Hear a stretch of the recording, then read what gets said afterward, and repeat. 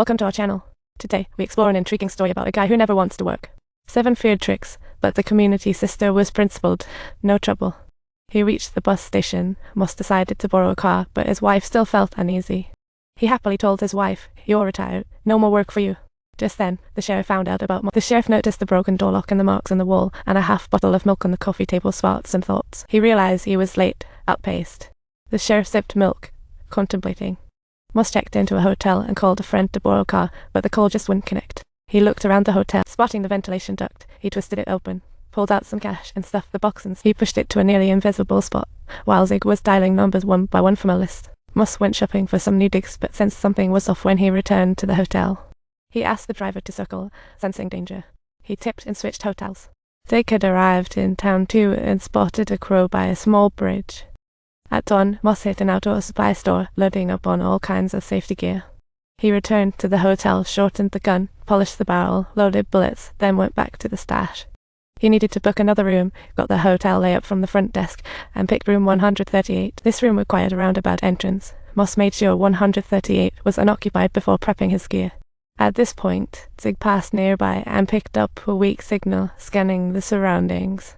As the signal strengthened, he found himself outside the hotel, eventually zeroing in on room 138.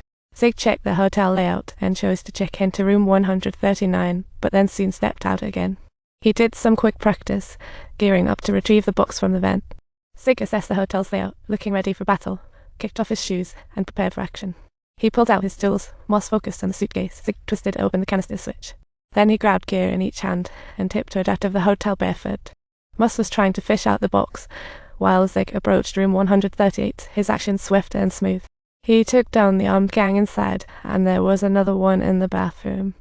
Zig knew these were gang members sent after him, 2 dispatched before and already dealt with. They sent another 3, clearly skeptical of him, and he knew the signal receiver was solely in his hands. Zig sat on the bed, took off his socks, and rummaged through the drawers from bottom to top. He eyed the ventilation pipe, clever as always, and chose a coin to twist open the duct. He noticed dragging marks inside, just as Moss had sneaked out overnight to the boss office. After 2 groups of his men died, the boss saw Zig as a maniac, so he hired retired Colonel Wells to kill him. Wells knew about Zig, but took the job for the bounty. He didn't want to intervene too much. Moss booked into another hotel, spotted a cute little kitty drinking, and confirmed the front desk would be closed until 10 a.m. He tipped the front desk and reminded them to let him know if someone came looking for him before heading to his room. He surveyed the room, but felt something was off as he lay in bed.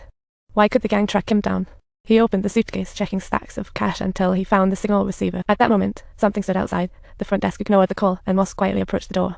He pulled out his shotgun, sat on the bed to wait, turned off the desk lamp, and suddenly a shadow passed. The assassin remained calm, not rushing through the door, but shutting off the hallway lights instead.